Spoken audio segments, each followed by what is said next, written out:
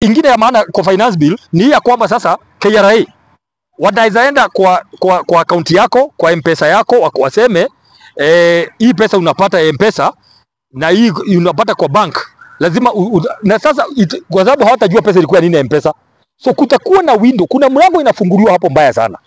Kwa sababu KRA itakuwa na mamlaka. Kitambo ndio KRA iende kwa banki yako, lazima ipate court order. Sasa itaenda direct. Na hiyo mswada unaenda kupita. Na sasa watasema watu wengi hawaweki pesa kwa bank, wataweka kwa M-Pesa. Watakuja watafute kwa M-Pesa, waseme hii pesa yote umetoa wapi? Sema umetoa wapi juu tunataka kukata ushuru. Because hizi watu wengi wanasema lipa tuma kwa M-Pesa, wakiuza nyasi, wakifanya mambo mengine. Hiyo ni shida inakuja hii Kenya hii. Tumeona pesa ikiongezeka mingi kwa mambo ya security, defense. Kumbuka bado ile sheria iko ya kwamba polisi wanaweza saidiwa na jeshi. The law is still there, haijakuwa appealed, okay? Pesa mingi imeingia kwa pesa mingi karibu kushindana na ile pesa yote inaenda kwa county government. Iko almost 500 ya ile inaenda kwa interior, mambo ya security na defense. Tunahofia kwamba hii mambo inaendelea kugandamiza free expression towards the election. Ukisikia ma security imepatiwa pesa, hawa wamepatiwa 150 million ya kuangalia kitu ya kuspy kwa simu, lakini shida ni kwamba hii mambo yote inatendeka kukiwa ni kwa sababu broad based watu wote wako huko na wamenyamaza. That is the problem we have. Hakuna mtu wa kutetea wa Kenya. We are on our own.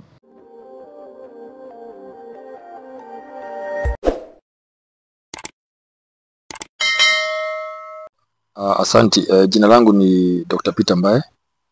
Mimi na wania kiti ya Senate katika Nakuru County na tuko hapa leo, na pia mimi ni katibu katika masuala ya mipango na mambo ya uchumi katika chama cha DCP na anaketi kwa NEC. Kwa hiyo kazi, kwa hivyo kwa wiki ambazo zimepita kama 3-4 tumekuwa sana tukiongelelea, tumekuwa na timu ya wataalamu, watu kutoka East Park, watu kutoka mahali pengine, watu kutoka kamati za bunge, tumekuwa tukiwasiliana nayo kuhusu mambo ya finance bill na mambo ya budget sana kwa undani sana. Kwa hivyo kwa maoni yangu mambo mbili. Kwanza, finance bill kwa haraka. Finance bill kwa sababu ya uoga wa ile ingine ya Gen Z ambayo ilikuwa imeweka matax directly, ilikuwa imeongeza, imesema hii tax itaenda kwa hii. Mwaka huu wakajificha, wakasema hatuna tax, tunaongeza. So two things. Ile imefanya ni kwamba hakuna kitu inazuia serikali kama last time. By the way, last time after ile ilianguka yote ilirudi. Si kama finance bill. Finance bill inakuja kuamend zile acts zingine kama excess duty, income tax, all those procedures and all that, inakuja kuamend itafute pesa. So what happened, waliweka hizo vitu zote wenye walikuwa wanataka kutafuta kwa finance bill, wakaweka kwa amend hizo acts zingine za income tax nini, ikakuja kwa kitu inaitwa miscellaneous bill. Miscellaneous bill ni mahali zinakuja mingi, acts mingi za barabara za nini zinakuja kubinduliwa hapo, inakuja hadi imewekwa pamoja na ilipita December. So most of the taxes zenye zilikuwa Kenya walikataa last year zilipita. That's number 1. Number 2, so hii wakasema wacha zikuja open ilikuwa hii, lakini zikuja baadaye. So hakuna kitu inazuia serikali after this today, by August waende tena waeke kwa miscellaneous na zipite. That's number 1. Kwa hivyo kusema haziko hapa, si kusema hazitakuwa, kwa sababu from my sources lazima watafute between 250 billion na 350 billion. Na so that is number 1. Number 2, kwa hii finance bill ita affect vitu kadhaa. Ya kwanza, kuna hii kitu mnasikia ikiitwa zero rated na VAT exempt. Ni kusema kitu kikuwa zero rated, yule mtu ananunua ata claim hiyo pesa, ata claim refund. Akiuza ata claim. Ikikuwa exempt ni kumaanisha hata claim hiyo VAT, hiyo 16% itaenda kwa yule mtu ambaye atanunua hiyo bidhaa. The following vitu zimetolewa kutoka zero rated zikakuwa exempt. Kwa zero rated ndio inakuwa afadhali because mtu ata claim. Kwa hivyo hiyo bei haiendi kwa consumer. Yule mimi kama ambaye nimenunua nita claim kwa serikali. Ile nyingine huta claim. Haya, vitu zote za madawa, pharmaceutical products, medicaments, vitu kama hizo. Kuna vitu mingi ambazo ni mambo ya afya zitakuwa affected, ni kumaanisha bei itaongezeka. Kuna vitu mingi ambazo ni mambo ya majani, zile vitu ambazo zinafunga majani, chai na kahawa, packaging materials zitaongezeka VAT by 16%. Mobile phone zote ambazo zimetengenezewa Kenya, ambazo zinakuwa assembled Kenya, si kutengenezwa, kukua assembled, bei mingi za kwa sababu utajua ni gani, wote wataongeza. Vitu zote za electrical, baisikeli, bodaboda, mabasi, zote zitaongezeka VAT. Vitu zote ambazo zinakuja kutengeneza transportation ya miwa, so watu wetu wa Western mjue ile kutransport miwa, hiyo cost itaenda sana kwa sukari. Sukari itaongezeka, na sukari ikiongezeka, chai itaongezeka. Kwa hivyo chai itaongezeka, mambo ya maziwa itaongezeka, na mizigo kama hizo. Vitu zote ambazo raw material kutengeneza animal feeds. Kwa hivyo animal feeds raw material zikiwekwa kwa VAT, ni kumaanisha hiyo ni maziwa itaongezeka. Hiyo ni because ni animal feed, maziwa na vitu zingine zote ambazo ziko kwa hiyo category, utaona zikiongezeka. Maziwa ikiongezeka, chai itaongezeka, vitu kama hizo. So kama sukari imeongezeka, vitu mingi zitaongezeka, kwa sababu mandazi inapikwa na sukari na nini. Kuna vitu kama 12, hii jiko ya Meko itaongezeka. Hiyo ni vile tu ambazo zimeandikwa, zimetoka zero rated zikawekwa VAT exempt. So ya tatu, kwa hiyo finance bill ni kitu imewekwa pale iseme hatuokoti.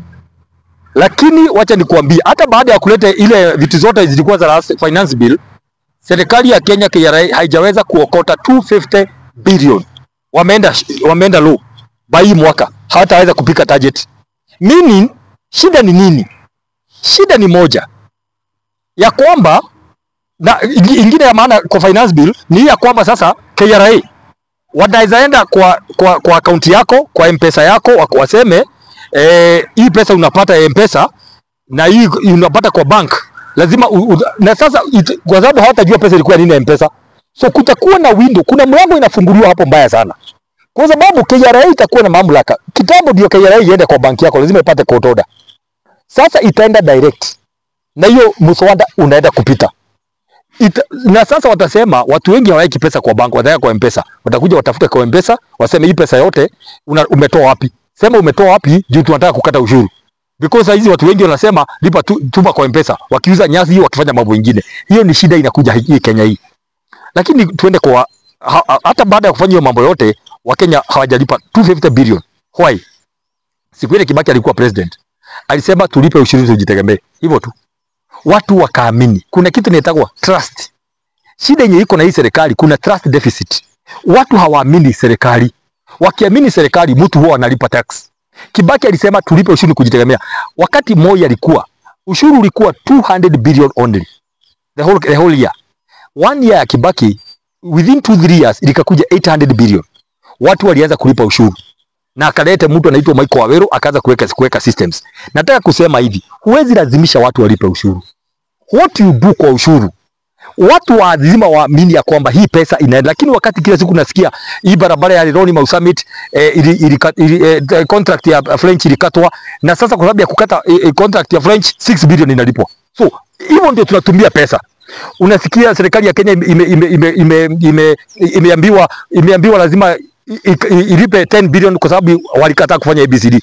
Watu wakiona uvujaji wa pesa, if they don't trust where money is going, they feel gumu kulipa. Hiyo ndio Kibaki alisema, akaanza kuonyeshana ya kwamba he can do the work, watu wakamwamini. Ngoja nikuja kwa budget kwa haraka sana. Number 1, budget ya Kenya 4.2 trillion. Okay? Ile kitu Gen Z walikataa, wakasema they don't want wastage. Hapo rais akasimama akasema budget itolewe confidence vote ya ofisi yake, ofisi ya first lady, ofisi ya second deputy president, ofisi ya the wife of the deputy president, ofisi ya hopes, ofisi ya prime cabinet secretary. Hiyo yote imerudi kwa hii budget. Na hiyo pesa si kidogo. Hiyo pesa yote inaweza fika 4 to 5 billion. Imerudi. Wakati mnaona economic empowerment, Hiyo ni pesa, because hiyo si pesa ambayo confidential vote ni pesa. Kila wao wadosi wote wanachukua pesa kila wiki, wanaenda kutumia venye wanataka. So hiyo ndio pesa inaenda kufanya economic empowerment. Kitu ya pili, pesa mingi almost 500 billion imeenda kwa mambo ya interior, mambo ya security. Tumeona pesa ikiongezeka mingi kwa mambo ya security, defense. Kumbuka bado ile sheria iko ya kwamba polisi wanaweza saidiwa na jeshi. The law is still there, haijakuwa appealed, okay? Pesa mingi imeingia kwa pesa mingi karibu kushindana na ile pesa yote inaenda kwa county government. Iko almost 500 ya ile inaenda kwa interior, mambo ya security na defense. So haya, ile pesa ilikuwa imeenda kwa bunge kutoka treasury budget, ile walipeleka kwa bunge, ilikuwa executive office wamejiongeza 33 billion kwa hiyo pesa. Ilikuwa about 5.7 billion, wameongeza another 33 billion. Hiyo 33 billion imeenda wapi? Hiyo ni between treasury na bunge. One, IG wa polisi ameongezewa pesa hapo. Deputy IG ameongezewa pesa ofisi yake. DCI wamepatiwa 150 million ya kununua software ambayo itakuwa ikichunguza social media ya kila mtu. It's there, it is open, it's there. 150 million. Hiyo ni ya kwenda kuangalia nini unafanya tukiwa naye hapa. So mimi nikiconnect hivyo kama both as a policy maker na mtu ya mashinani, ninaanza kuona hii mambo yote, hata hiyo budget yote kuwekwa interior na security inaelekea 2027. Tukue very careful.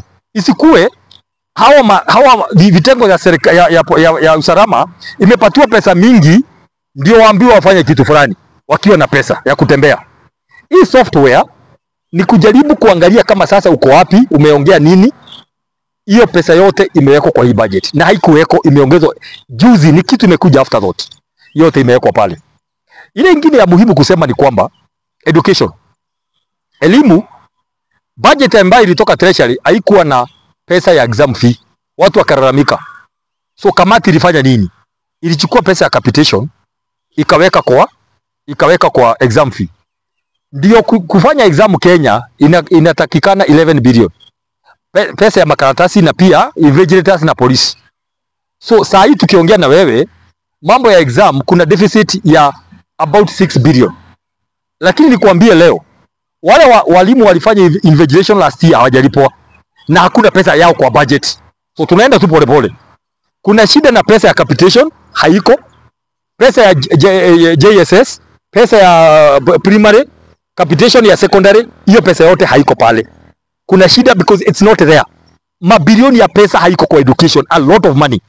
School feeding program, kila kitu imepatiwa nusu nusu. Chukua kidogo, lakini a lot of money is not in the budget. So ile nyingine ya hii budget ni kwamba barabara mingi hakuna, first of all hakuna shilingi hata moja ya paid bill as I speak size, hakuna paid bill hata moja, shilingi hata moja. Over 600 billion. Wanasema 200 imepitishwa lakini hakuna allocation. Tuende kwa barabara mabarabara zote za Mau Road, barabara nyingi hata zile haziko zimepatiwa pesa, hakuna pesa imewekwa kwa hii budget as we speak right now. Nikupatia example, nimepatia example ya Mau Road. Kuna hii barabara ya hapa Nakuru ya D366, kuna barabara zimefanywa for information, barabara kutoka Bahati kwenda Rongai na Subuki ya D366 ile ya rami haijailipwa, Mchinese hajailipwa, lakini imeanza kutoboka mashimo. Ukiuliza wanakuambia hata ile nyingine hatujailipwa ndio tukuje tumalize. So hiyo ndio the state ya barabara. Kilimo, pesa ya subsidy ya fertilizer imekuwa reduced. Pesa ya COVID charity fund ambayo ilisomwa jana ni reduced. Pesa ya maloni ya watu ya kahawa imekuwa reduced, na pesa ya stabilization ya bia ya pesa ya maziwa. So ile nyingine ya maana ni hii. Hii pesa yote serikali iko short na 884 I think billion. Hiyo pesa yote sasa wanataka kufanya nini? Wanataka kuchukua kidogo nje, wakope nje, na ingine wakope hapa. What is the impact? Kwanza, serikali ingefaa ikope nyingi nje, lakini kuna shida na trust. Wanakaziwa sana kukopa nje kwa sababu wameharibu jina. Wakati wa Kibaki, IMF walikuwa nakuja wanarara Nairobi, wakienda Tanzania na Uganda. Kwa sababu Kibaki alikuwa anasema hana haja kuwaona because yeye hataki madeni. Saa hizi IMF wenyewe hataki kuona Kenya because wameharibu jina. So what is happening? wanakuja kukopa hapa. What is the impact ya serikali kukopa locally? Hizo mabondi mnasikia infrastructure bond na nini na nini. Shida ni kwamba bank pia wanakopeshea serikali. Instead wakopeshea raia. So wewe ukienda kuchukua mkopo kwa bank, unaletea masharti mingi ndio ushindwe. Because wanaenda wanalala. Government is a very good client. Because in short, serikali ina compete na raia wa kawaida kutafuta pesa kwa bank. It is very dangerous. Meaning, huyo mtu angeenda akope 100,000, 50,000, 200,000 na nini na nini, ndio apate aendelee na biashara yake, hata pata hiyo pesa. That's another big problem kwa hiyo budget. Kwa hivyo in overall, mimi nataka kusema hivi ya kwamba CS unajua ni mwanasiasa, lazima aonyeshe venye iko sawa, hakuna matax tumeweka hivyo akaiweka madoido mingi ionekane ati itasaidia. But I want to tell you, budget saa yote inakujaga iweke pesa kwa mahali itasaidia watu wengi zaidi, lakini hii imeweka mingi kwa security. Agriculture is suffering. Kwa hiyo umesikia saidia nyingine, wamegonga maziwa, wamegonga sukari, wamegonga kilimo, wamegonga animal feed, wamegonga hiyo mambo ingine yote kwa tax. Alafu wanakuja hapa pesa ya kahawa, pesa ya majani, pesa ya maziwa, it is not in this budget. So what Kenya wanataka kufanya sasa, ni kwanza kukopa pesa wakiweka. Shida ya hiyo, kama wangetaka kusaidia ni kuweka pesa kwa hii budget. Hiyo ingine sasa you are not sure hiyo pesa ikikuja kama watapata, kama itawekwa. Number 2, mnaweka hii budget yote lakini utasikia supplementary imeitishwa December. Kutakuwa na supplementary nyingine kama 2. Na hiyo supplementary itabomoa hii. It is very untidy. Ideally inafaa ikue budget moja per year. Ukiona ma supplementary kuna shida na planning. So pesa inafaa iende to the following areas. Pesa iende kwa health. Wale ma COVID soldiers walitusaidia siku ya COVID, UHT workers wamekuwa wakifanya mgomo kila siku. Wakalia. Ile kitu inafaa kushangaze ni kwamba ile budget ilitoka treasury. Hao wafanyikazi walikuwa wanataka 3.9 billion. Hakuna shilingi hata moja walikuwa wamepatiwa. Kamati ya bunge baada ya watu kupiga makelele ndio wamewapatia 2 billion. 1.9 billion hawana. Yet hawa ndio watu walisaidia Kenya hii. So tunaona it's easy to kupatiana pesa yenye haina confidential vote 5 billion, lakini kuacha 2 billion iende kwa wafanyikazi wa afya ni shida. Priority ya hii serikali ni self preservation. Yani wacha tuweka pesa kwa security na maofisi zetu, pesa ambayo tunahitaji kila weekend kwanza, instead ya kuenda kuweka pesa kwa maziwa, kwa kilimo, kwa afya, kwa education, kwa mambo ingine kama hiyo. That is what I can summarize about this budget. So what I would say as a way forward ni moja, ya kwamba tutaona mwaka ikianza pesa itaanza kutolewa mahali, na ukisikia supplementary budget kuna mtu anaenda kuumia. Kuna pesa inatolewa mahali kwingi ambapo raia walikuwa benefit, inarudishwa mahali inatekana pesa ya haraka. That is what is going to happen. Budget imepita education bila pesa. Budget imepita tukue spied on. Watu watakuwa wakifuatwa sasa kabisa na evidence. Unakumbuka kuna sheria iko bunge inaitwa cyber crime something, imeletwa pale ya information. Hiyo sheria ikipita na DCI wamepata 150 million inaingiana sasa. Tunahofia kwamba hii mambo inaendelea kugandamiza free expression towards the election. Ukisikia ma security imepatiwa pesa, hawa wamepatiwa 150 million ya kuangalia kitu ya kuspy kwa simu, lakini shida ni kwamba hii mambo yote inatendeka kukiwa ni kwa sababu broad based watu wote wako huko na wamenyamaza. That is the problem we have. Hakuna mtu wa kutetea wa Kenya. We are on our own. Hakuna siku in another day kungetikalika kitu kama ya kwenda kuspy simu ingepita kwa bunge. But now we are on our own.